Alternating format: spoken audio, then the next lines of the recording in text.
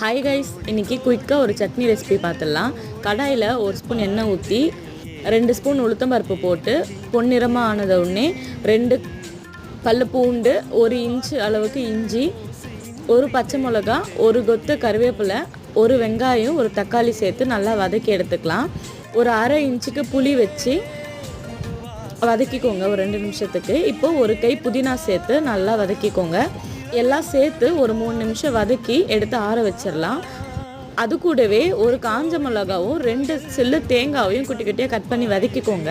நான் மறந்துட்டேன், அதனால் அப்புறமா வதக்கி சேர்த்துக்கினேன். இப்போ மிக்சர் ஜாரில் வதக்கி வச்சது எல்லாம் சேர்த்து உப்பு வச்சு கொஞ்சம் தண்ணி ஊற்றி நல்லா மையாக அரைச்சி எடுத்துக்கோங்க.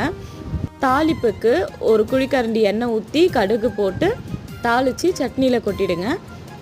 அவ்வளோதாங்க, 5 மினிட்ஸில் சட்னி ரெடி.